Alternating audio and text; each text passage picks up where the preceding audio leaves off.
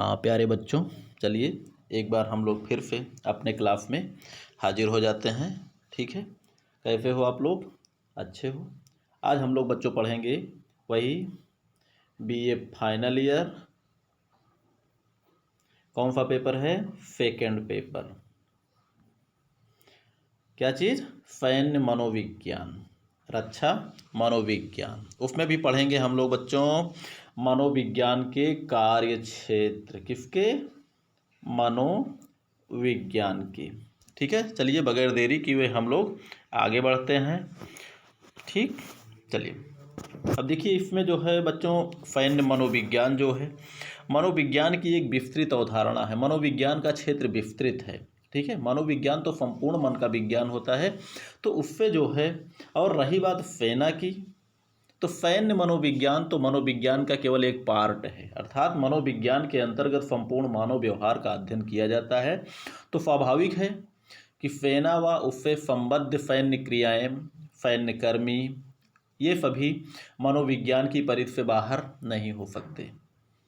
यही कारण है कि वर्तमान में रक्षा समस्याओं के समाधान में मनोविज्ञान महत्वपूर्ण भूमिका का निर्वाह कर रहा है। क्योंकि युद्ध में जो भी है, सारा युद्ध का सारा कार्य, संपूर्ण यौद्धिक क्रियाएं मनोबल के ही ऊपर आधारित होती हैं।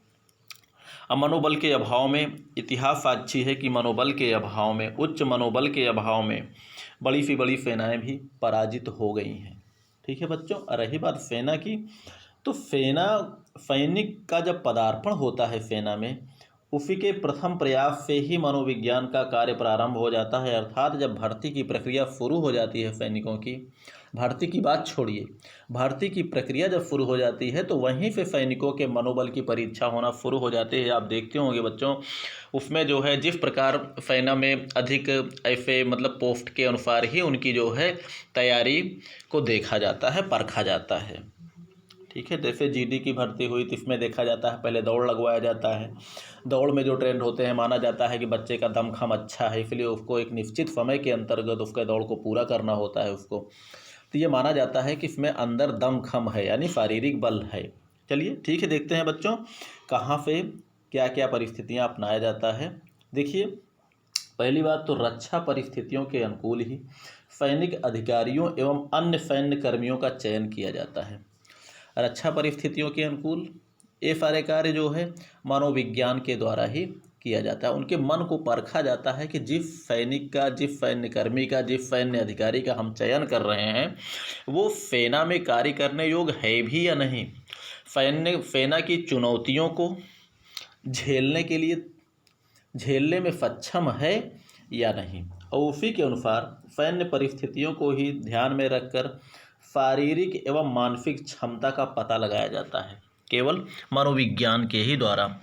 ठीक है बच्चों, क्योंकि शरीर में जहाँ युद्ध की गतिविधियों को अपनाना पड़ता है, जहाँ युद्ध में संलग्न तो होना पड़ता है, जिनका ये कार्य है युद्ध करना, तो ये देखा जाता है क्योंकि शरीर से भी मजबूत होना चाहिए, मन से भी और मानसिक स्थिति से भी, यानी धैर्य को भी खोने की क्षमता उसमें ऐसा ना हो कि जल्दी से धैर्य खो जाए।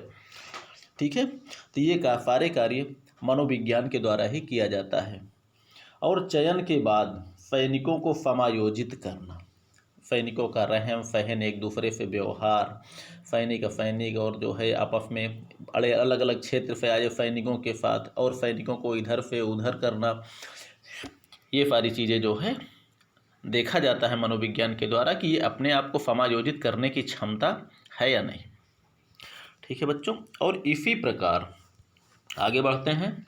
इस प्रकार नए लोग, नई परिस्थितियां, बच्चों ये लई नहीं है, ये है नई परिस्थितियां, नई समस्याएं अनेक प्रश्न पैदा कर देते हैं, और इन प्रश्नों के उचित समाधान हेतु विशेषज्ञ मनोवैज्ञानिकों से ही परामर्श करते हैं। क्योंकि यहाँ जो है सिविल से निकल कर जो भर्ती होकर सेना में जाते हैं, तो सेना में उनका कार्य बिल्कुल अलग हो जाता है। यहाँ अभी तक जो बच्चे पढ़ाई लिखाई अन्य अपने दैनिक जीवन के कार्य कर रहे हैं, अब उनका कार्य जो है बदल जाता है। बदलने का मतलब वहाँ जो है उनको यौद्धिक गतिविधियाँ सिखाई जाती हैं, और मनोविज्ञान के द्वारा उनको उनकी क्षमताएं कुछ परखा जाता है, कुछ उसमें विकसित की जाती है। ठीक है, आगे देखते हैं बच्चों। सैन्य प्रशिक्षण, सेनाओं की ट्रेनिंग की जटिल प्रक्रिया के दौरान कदम कदम पर मनोविज्ञान की आवश्यकता पड़ती है। सेना में सैनिकों के मनोबल, नेतृत्व, तनाव, भय, अफवाह, थकान, मानव यंत्र संबंध जैसी समस्याओं से निपटने में मनोविज्ञान महत्वपूर्ण भूमिका निभाता है। बच्चों ये नई चीज़ नहीं है, जैसे इसमें आपको हम कई बार समझा भी चुके हैं। मनोबल हो गया, सैनिकों का मनोबल केवल मनोविज्ञान के द्वारा। नेतृत्व की योग्यता यानी सेना का नेतृत्व करने की क्षमता।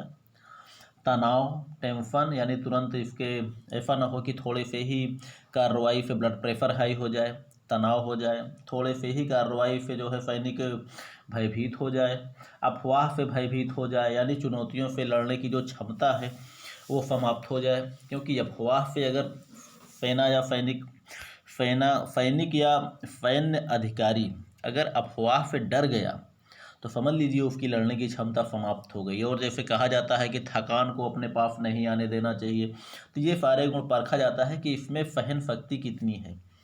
ठीक है बच्चों, इन सभी चीज़ें मनोविज्ञान के द्वारा ही जो है परीक्षण किया जाता है। आगे देखते हैं हम लोग। सैन्य मनोविज्ञान के कार्यक्षेत्र के संबंध में समय समय पर अलग अलग धारणा रही है। अब प्रारंभ में क्या था, युद्ध क्षेत्र एवं सैनिकों के मनोविज्ञान तक ही था। ठीक है, प्रारंभ में क्या था कि युद्ध क्षेत्र में ही सैनिकों का मनोबल देखा जाता था।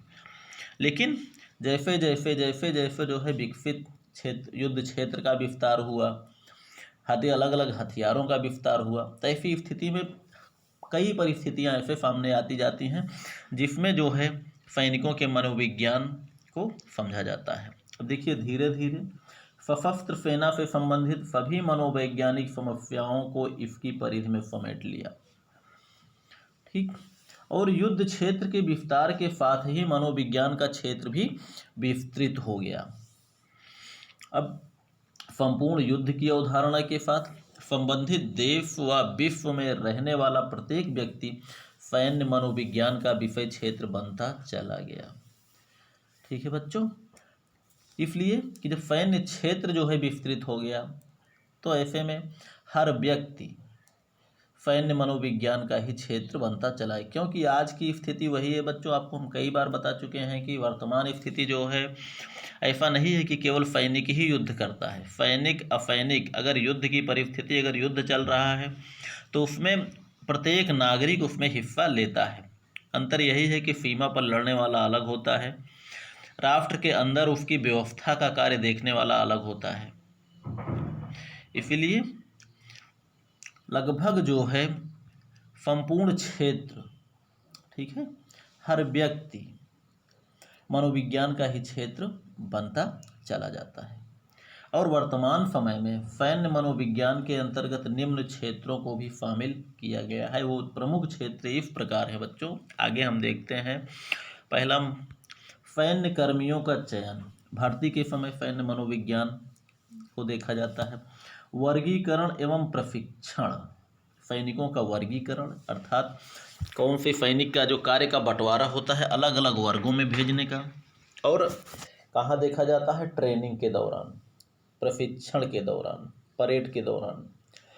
ठीक है, परेड, चूँकि परेड तो मान लीजिए शारीरिक होता है, लेकिन प्रशिक्षण में कई क्षेत्र शामिल हो जाते हैं। क्या करना है, शारीरिक प्रशिक्षण जो है वो सबके लिए है परेड, लेकिन अलग अलग कार्यों के अनुसार उनको ट्रेनिंग दिया जाता है। नेतृत्व की भावना को भी मनोविज्ञान के द्वारा परखा जाता है। सैनिकों का मनोबल, इसको भी आप जानते हैं।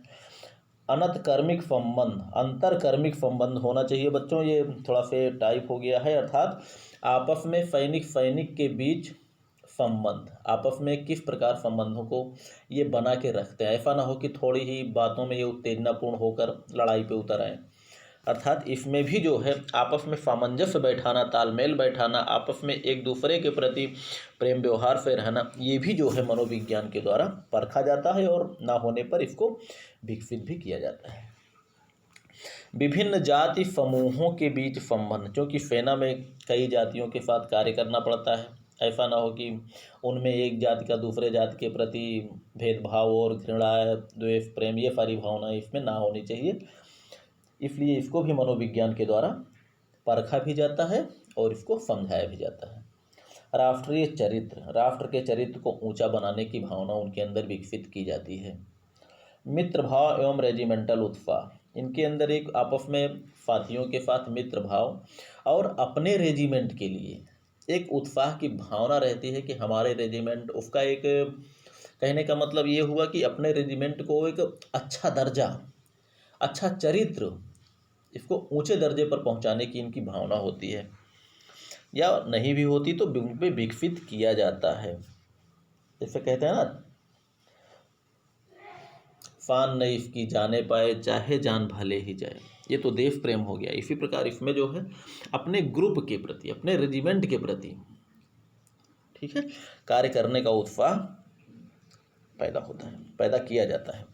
सामाजिक समायोजन, ठीक है बच्चों, समाज में सामाजिक मनोविज्ञान, ये भी उनको समाज के साथ व्यवहार करना भी सिखाया जाता है। सैन्य परिस्थितियों में समायोजन, सैन्य परिस्थितियाँ जैसे युद्ध के समय हो गया, उस समय उसको कैसे रहना है, किस प्रकार समायोजित करना है, शांति काल में किस प्रकार समायोजित करना है, क्योंकि सैन्य कर्मियों को प्रत्येक स्थान पर जरूरत पड़ने पर लगा दिया जाता है। युद्ध एवं शांति काल में सैनिक एवं सेना, युद्ध काल और शांति काल में सैनिक एवं सेना, इसको भी मनोविज्ञान के द्वारा विकसित किया था। युद्ध काल में कैसे रहना है, शांति काल में कैसे रहना है, कहाँ रहना है, अर्थात उनका मनोबल ना गिरने पाए। युद्ध का समाजशास्त्र एवं दर्शन, ये भी बच्चों उनको जो है युद्ध के स्वरूप को, युद्ध का समाजशास्त्र एवं दर्शन के बारे में इनको जानकारी दी जाती है, जिससे इनका मनोबल विकसित बना रहे।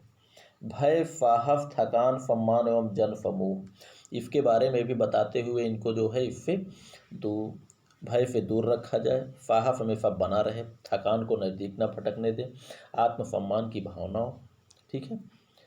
सैन्य महत्व की मनोनीति एवं कार्य, सैन्य महत्व की मनोतकनीक, ठीक है बच्चों, ये थोड़ा सा जल्दी हो गई, मनोतकनीक एवं कार्य, मनोवैज्ञानिक तकनीक वही चीज़ है। सैन्य चिकित्सा, मनोरोग, यौद्धिक रोग आदि, आकस्मिक मनोविकृत संबंधी रोग, निदान एवं उपचार, अंतर्राष्ट्रीय शांति से संबंधित समस्याओं का समाधान। चलो आगे बढ़ते हैं बच्चों। सैन्य मनोविज्ञान के अंतर्गत उपरोक्त मनोविज्ञान की शाखाओं से संबंधित लगभग समस्त विषय वस्तु समाहित की जा सकती है। इसमें कुछ चीज़ें समाहित हैं और बहुत चीज़ें, जैसे विस्तृत क्षेत्र हो गया है तो बहुत सारी चीज़ें अभी जो है समाहित करने को बाकी है।